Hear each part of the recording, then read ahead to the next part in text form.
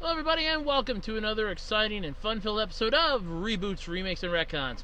I'm Andrew Rhodes and I am busting out my tie for this episode because I feel like this is an amazing moment to celebrate. It's episode 2, which means episode 1 didn't suck. Well, okay, episode 1 might have sucked, but still, it's episode 2. Tie time!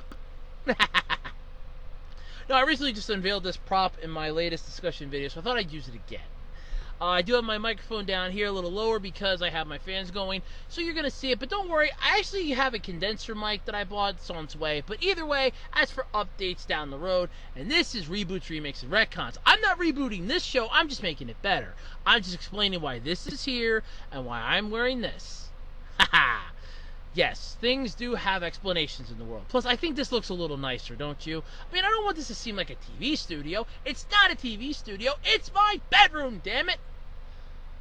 Okay, I'm getting way off topic. So this time around, let's take a look at what we're talking about. Well, believe it or not, Hasbro is planning a reboot of the reboot for Power Rangers. That's right, that 2017 abomination onto our eyeballs is getting rebooted again, courtesy of Hasbro, and they want to do it right this time. Disney's live-action Mulan is a reboot of Mulan, and honestly, they're claiming this one's going to be better than the original, which the problems that held true with the original are true. You can't really go too worse. There were some issues with the original. I'm not going to get into them, but still. Square Enix has released some concept art in regards to their screenshots from Final Fantasy VII's remake Sector 1 Station, which is pretty cool. The live-action Akira film has been delayed indefinitely. Yes! Woo! Yeah! Break it down! Getting down with my bad self. Yeah! And I'm also going to be talking about the Lion King movie, because why not? All that this time around on Reboots, Remakes, and Retcons. Yay!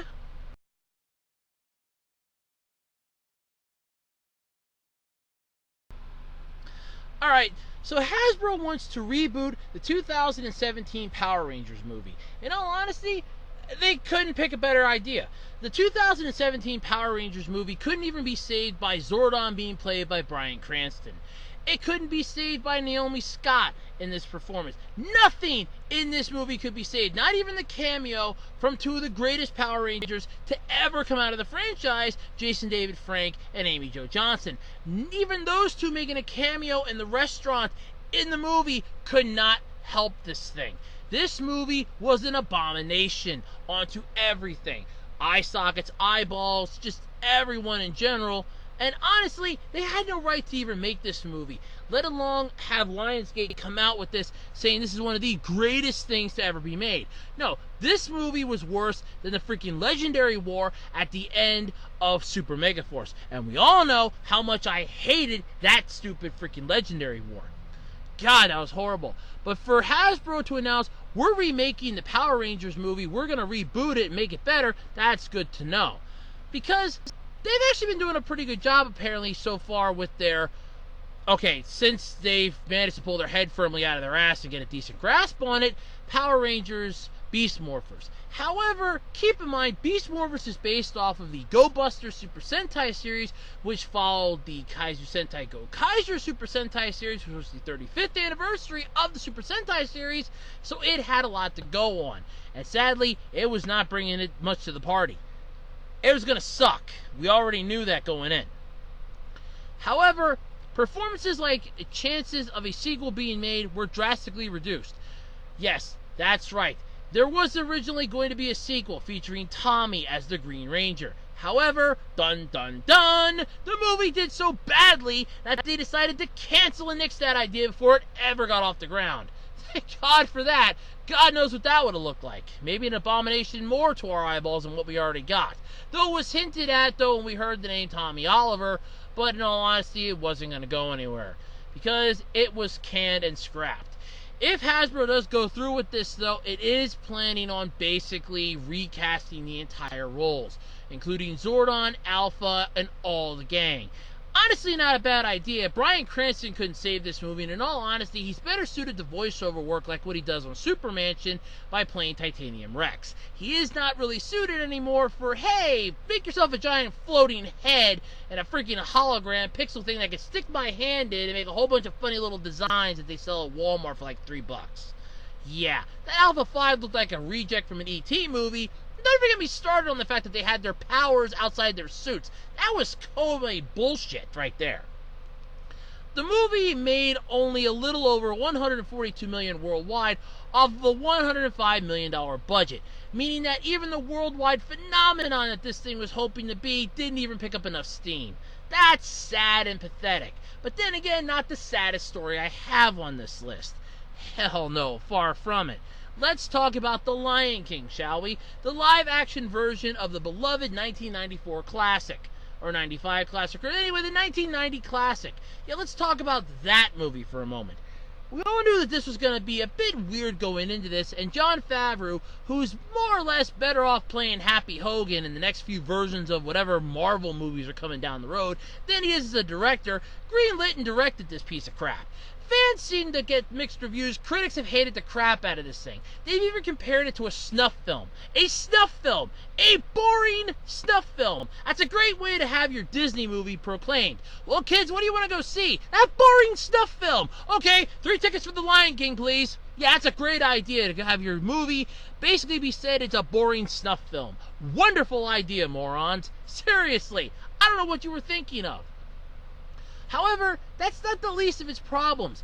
Multiple times in the movie, people have complained, at least critics and a few fans have complained about the visual aesthetics actually giving them slight headaches. The photorealism, as they claim this isn't exactly helping matters. While some of it looks like a shot-for-shot remake, however, Favreau and several other people on the cast and crew have come right out and said that it is not a shot-for-shot remake, it is instead photorealism. Some of the shots were just too iconic to just remake, and we just basically went for shot for those, but some of the other movies basically new stuff in photorealism.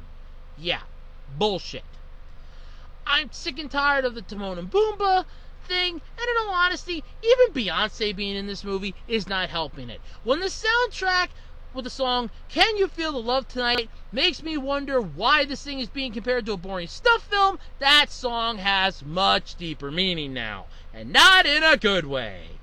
And speaking of stuff that's done hopefully in a good way, Mulan is getting a magical reboot and the trailer has dropped. Honestly, I am all for this reboot. I loved the original Mulan story, and I actually loved the original animated movie of Mulan. However, there are some people that have claimed the inaccuracies that the original had. I honestly didn't know anything about it until recently, so it didn't bother me. However, the trailer is not bad. I'm gonna come right out and say that. It actually is something that I'm actually looking forward to. Not realizing that it's a Mulan movie based off the Disney property, I can honestly go into this like I did with Battle Angel Alita, and just go into this as a flat out, oh look, it's a standalone movie, no tie-ins to anything else. Oh, you have a character named after a character from another movie. That's fine. That's fine. That's cool. I don't actually have to go into it thinking that this is going to be what I'm going to be going into. No. In all honesty, it's perfectly fine the way it is. However, Disney's released a trailer for this, and the reboot looks nothing short of spectacular, and I have to sadly agree with that. Mulan in itself is a good movie. It was always a good story, and it just had that feel-good, joyful feeling that a movie should have. However, yes, I know, besides getting aside the live-action stuff, it's going to be a bit weird. However, we just have to wait until next year to see it, as it's coming out March 27th of 2020. Hopefully by then a majority more stuff will come out, including a couple more teaser trailers and maybe some TV spots. Hopefully we'll see Mushu, what he's going to look like, if he's even going to be in the movie, and maybe more of the plot will get unveiled. Who knows? But either way, I'm honestly looking forward to this, and I actually appreciate the fact that they have a decent looking actress to play the role. I mean, it's not like they purposely went out of their way to find somebody that looks Chinese. No, they got the Chinese actress Liu Yufei, and I do apologize if I mispronounced your name, to actually play this. Known as Crystal Liu, has been cast in the lead role as Han Mulan. Technically, it should be Fa Mulan, but you know what? I'm not going to argue with it because, in all honesty, the trailer looks amazing. This one could actually be the swan song that Disney needs to help boost themselves if they want to keep this live-action bullshit going. However, The Lion King, as I mentioned earlier, barely managed to get back its budget opening weekend, and courtesy of its overseas sales, managed to scrape itself out of the gutter, meaning that Disney will continue this trend of live-action bullshit for the next few centuries to come.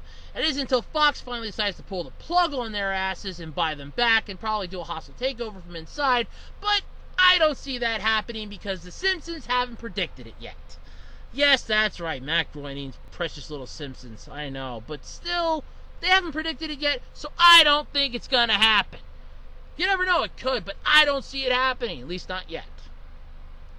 And speaking of other stuff, Final Fantasy VII, Square Enix's lovely little swan song soiree back to the original good old days, the remake version has shown off some of the concept art for Sector 1. Yes, that's right, the Sector 1 station. And honestly, it looks pretty freaking amazing. I mean, let's think about it this way for a moment. If you've ever seen Final Fantasy VII Advent Children, this pretty much looks like you're watching Advent Children in the form of Final Fantasy VII. That's it. This honestly looks pretty damn cool, and I am 100% for this. However, yes, I don't have a system to play it. I don't have the money to go out and buy the system, and I'm not going to buy the system just to play this game, but I can watch 1,000 other YouTubers play the game and sit on my ass at the same time. Besides, I don't have enough knowledge of how the original one played. I have never actually played a Final Fantasy game in my entire life. Yeah, never. The closest I ever came to playing a Final Fantasy game was when I played Kingdom Hearts 2. Yes, I'm not even joking. Well, even Chain of Memories, but still. Either way, Square Enix has announced the game's Deluxe Digital Edition and First Class Editions. The Deluxe Edition is going to contain an art book, a mini soundtrack CD, and a DLC materia for Calculator. The Digital Deluxe will contain a digital art book, digital mini soundtrack CD, and a DLC materia for Carbuncle and Calculator. The First Class Edition includes all the contents from the Deluxe Edition and DLC materia for Carbuncle, as well as a Play Arts Kai figure named Cloud Strife and Handy Daytona. The who pre-order the game will receive a DLC materia for Kokobo Chick. Digital pre-orders will also include a theme for the PS4 menu. Damn straight! Keep in mind, PlayStation's banking on this thing doing extremely well. And honestly, I don't see it bombing out anytime soon. With Shenmue's debacle of it being a Steam-only game and going Epic Games only and no longer being able on Steam, backers for that Kickstarter are still pretty much pissed.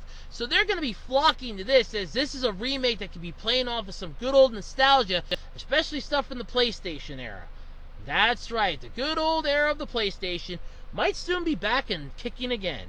But then again, you never know. Sometimes bad things could happen to good things. But still, it's, I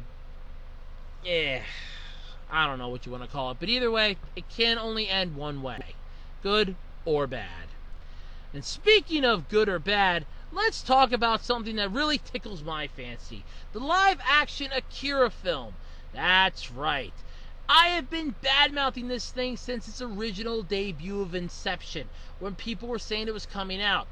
It was announced, I hated it.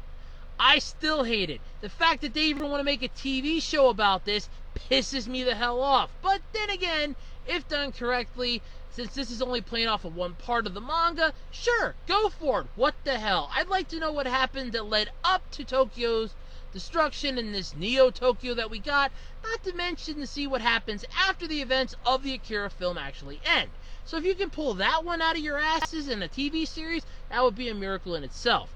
However, as far as the live-action movie is concerned, it's on a permanent and indefinite hiatus. Let me celebrate that again.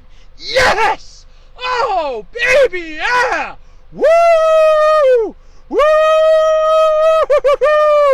Mm-hmm. Yeah! Woo! Sorry about that. I got a little wild and rambunctious there. That's right. This movie has been put on the permanent indefinite hiatus. Oh, I love those words. The reason why? Reports are saying that Taika Waititi will direct Thor 4. Yes, that's right. There's going to be a fourth Thor movie. As if the first three weren't annoying enough. You had Thor, Thor Dark World, Thor Ragnarok, and now a fourth Thor movie. I guess Thor can still keep going even though Iron Man had to die in Avengers Endgame. I'm still pissed off about that one, Disney. You had no right to kill off my favorite Avenger and give Captain America a goddamn happy ending. He was the soldier. He was the one that knew what the value of life was. He could have gladly left it all in the past. But no, he gets the happy ending and Tony Stark has to die. I'm not for that, Disney. I'm still not on board with that. I'm still pissed. But that's right. Warner Brothers has delayed its live-action Akira film indefinitely. Woo! Somebody grab the wine and cut the cheese! Yes, let's party! That's right. Taika Waititi, Thor Ragnarok Boy Hunt for the Wilder People, was reportedly in the process of choosing the two lead roles from among Japanese actors, and the studio originally delayed the project to allow his time for that one process. Wow. So you're really going to be trying on that one, huh? However, the website noted that there will be more creative disagreements over the projects. Yes, that's right. Now, this was brought to our attention courtesy of Variety. God bless Variety. That's right. Warner Brothers has decided to delay this, and I'm glad. It was originally scheduled to release in May of 2021. Well, that ain't happening now. Entertainment news website The Hollywood Reporter reported that Waititi is directing Marvel's Thor 4 film. Production schedules for the two projects reportedly began to overlap. The website stated that the script concerns caused a delay in the start of filming for Akira. The website source said that while some of those concerns have been addressed, the production dates became too close for comfort. Sources also slated that Warner Brothers hopes to keep Waititi as director and see him continue the project after Thor 4. Of course, because Warner Brothers still has their heads firmly up their ass from that failed-ass Banana Splits movie that they tried to come out with, which should have been their Five Nights at Freddy's movie that they still couldn't get off the goddamn ground. Why? Because they don't know what they're doing anymore. Take a look at the DCEU, for God's sakes. When Marvel's kicking your ass by actually having a standalone film manage to whoop your ass in the box office, and then have an entire built-up universe come to fruition, and you constantly rebooted half a dozen of your main franchises. How many Batman movies have we had in the last 10 years? How many different Batmans have we had? What was it? 3 Dark Knight movies, and you still had to cast somebody else as Batman.